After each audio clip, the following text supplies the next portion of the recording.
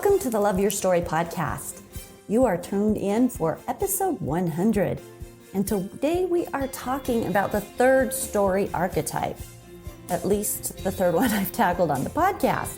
This archetype is the mentor.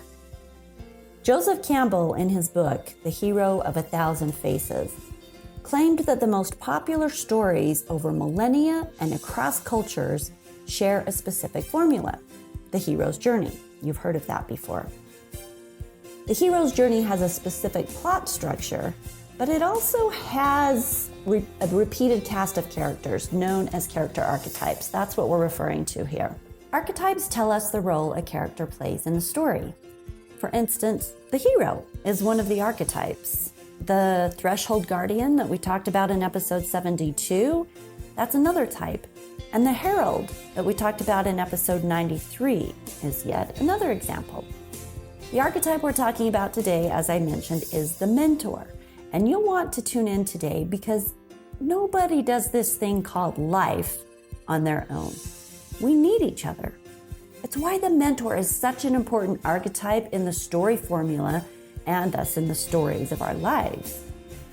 Today, we're going to start a discussion about those special people who show up at the crossroads for us, about the wise who give us sage advice, about the moments those mentors gift us with the perfect magic elixir we need in the moment, and about how we also play that most important role in the lives of the people in our story and other people's stories. We are often the mentor as well.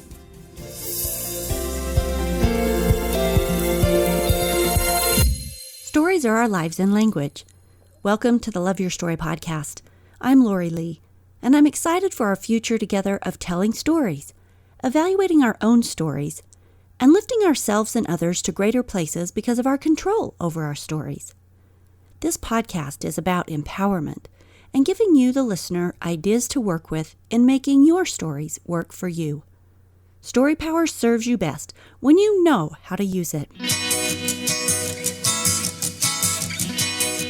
When I was 16, my parents and I got in a fight.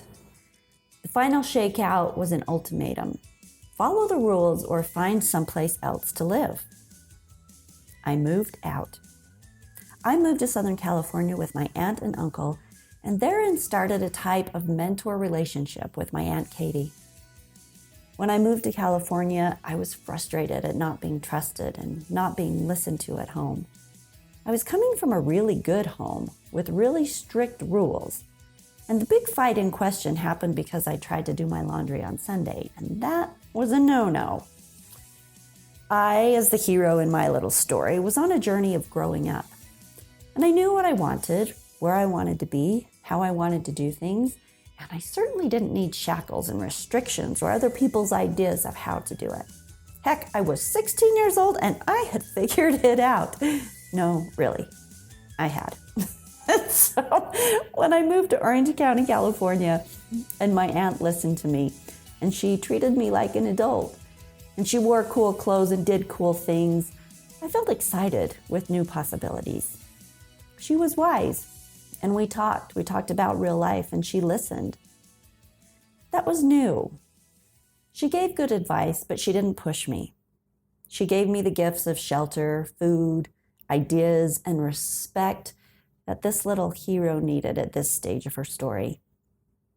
I went back home after spending a summer at the beach and working at the local theater, and I was further along my hero's journey because a woman who would prove to be my mentor in many ways and for many, many years showed up at that crossroads.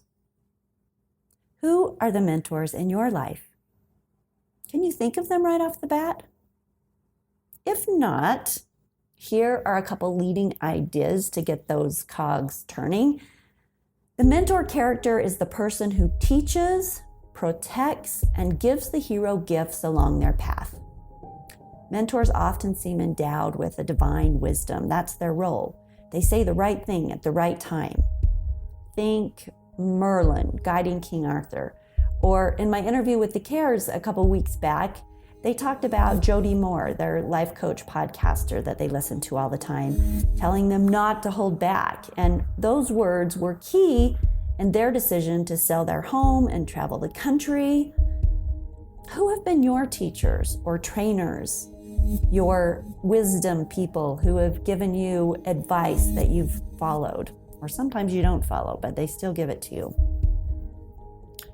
Another primary function of a mentor is as a donor or provider, one who temporarily provides the hero with some type of gift, a magic weapon, a clue, medicine, food, advice, a key.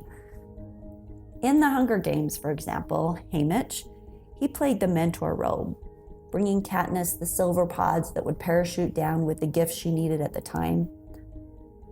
As is common with this aspect of story, the hero usually must do something to earn the gift. So they have to pass some kind of a test, be kind along their path. Sometimes it's, they're kind to an animal and then the magic animal comes back later and gives them something they need. It's this idea of living well, of being kind, of karma, really, of doing good things. And then when you need something, it shows up.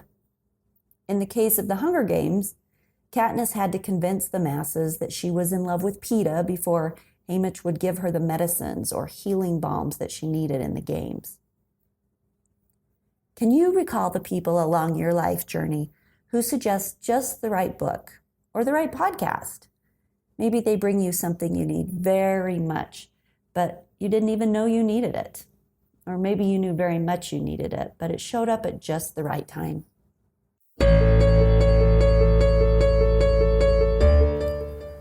Last week, as an example, my neighbor came over to see what the big mess on my lawn was about. I told him the story that I've mentioned to you guys in a couple of previous podcasts. It's stretched on for a few weeks now. I told him the story about the contractor that I'd hired to seal my foundation and how he cut my main sprinkler lines and how he took the money and refused to finish the work, thus leaving my lawn dying because I don't have any water to the front of my house or the back, so neither of them can be watered. And my neighbor looked at me and he said, "That's what I do, I've worked with sprinkler systems for 25 years. Let me take a look at it." Well, now, the interesting thing is that I didn't know this neighbor extremely well. I had worked just as a neighbor taking care of his mother, whom he bought the house from when she passed away. And for many years I had visited her and been friends with her, but I didn't know him extremely well. This was the first time really that he and I had interacted. We'd had a conversation before, but this was just really coming from him showing up, being a mentor at this critical crossroads. So what happened was he then proceeded to pull parts and pieces from his truck. And an hour and a half later, my main sprinkler line was in working order and I could try to revive my ailing lawn. He wouldn't take any payment. He spent his own time. He found the things that I needed and he just went to work and did it. It was amazing. Now that's a mentor. He came, he provided a gift I dearly needed, and he relieved an anxiety that had me totally held up on this part of my path for weeks. The whole problem didn't get solved, but the fact that he was there to solve one of the big ones was huge. My gratitude to him then and now is just so significant. So grateful for him. For good hearts, for people that show up when you need them. Mentors show up at just the right time, like Cinderella's fairy godmother. She showed up just in time to get her to the ball. A few weeks back, in my interview with Mark Shurtleff, he talked about a time that things got really bad for him. That moment when he was thinking about ending it all, jumping into a subway train, that just at that moment, a dear friend called and really ended up saving his life. Thank God for the people listening to the promptings and the intuitions to make a call, to show up, to reach out. Those are the mentors in our stories. One of the reasons I think this topic merits a discussion is because those mentors who show up and give us insight, who gift us with just what we need in a moment, who help us overcome fear and anxiety in our places of struggle. These are the magic folks. These are our fairy godfathers and fairy godmothers. These are the people who deserve a thank you note, a hug, a dinner, an acknowledgement at the very least. If you're behind in sharing your gratitude with the mentors in your life, let me launch your challenge for the week. Make a list of all the mentors you can remember who have inspired, gifted, guided, and showed up for you. And let them know the difference they have made for you. Let them know how much they mean and meant. You can never give too much appreciation, and no one deserves it more than those people who light our path so that we can move forward. Those people with the magic words. Another role of the mentor is to motivate the hero along their path. Who motivates you? Who helps you overcome your fear of moving forward into whatever life adventure awaits?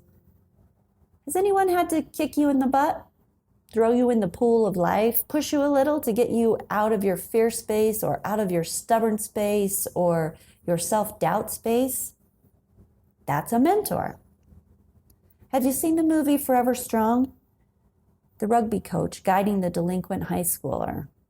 Another great movie. If you haven't seen it, I totally recommend it. It's basically about a champion high school rugby team that succeeds because their coach is about guiding them by the highest principles, not only in the game, but also in their lives. And this clean living, this commitment to team, the honesty in school and dealings with others creates a space of exceptional power. Highland Rugby's 35-year varsity record that ran from 76 to 2012 is 419 wins and 10 losses, including 19 USA Rugby National Championships in the 26 years that USA Rugby sponsored a national championship. That's what this movie was about, and that's what this mentor did. This was possible because of a man who mentored day after day, year after year, guiding heroes into their highest selves.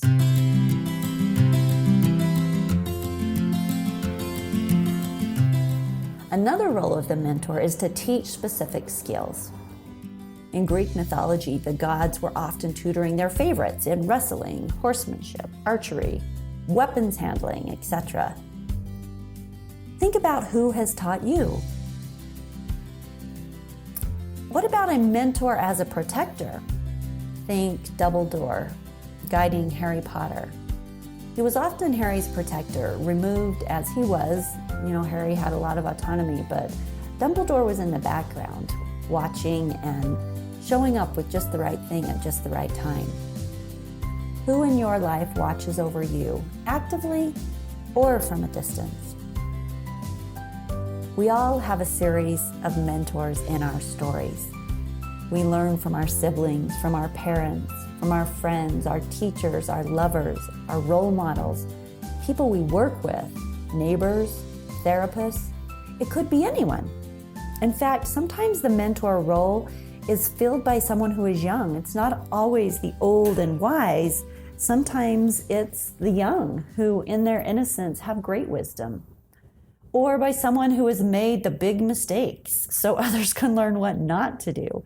Mentors come in lots of shapes and sizes, and they play a number of roles, as we've been discussing.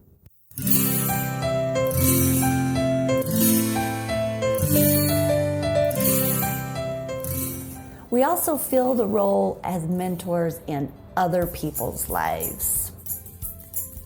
We serve as parent, as teacher. We love and we listen to the spirit or intuition, whatever you want to call it, that guides you to be in the right places at the right time for someone else. Do you want to be the one at the crossroads, handing out the magic elixir just when it's needed most?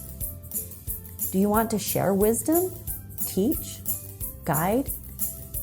Do you want to protect, donate, walk with someone down their yellow brick road? Guess what?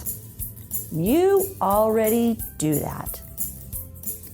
But there's no harm in paying closer attention to your intuition, to the spirit that prompts you to do something unexpected. There's great good in looking for ways to lift and protect each other and being actively aware of how to do that. I think most of the time that we have no idea who we will touch or how we will make an impact. It just comes down to caring and listening, using your gifts and talents, and then things just come together. There is something about the magic of our life stories, and maybe the orchestration of angels a little bit, that somehow the right things, the right ideas, the right books, the right people, and the right magic elixir finds its way to us. And sometimes we are the tool that does that. When we're listening, when we're responding, when we're loving.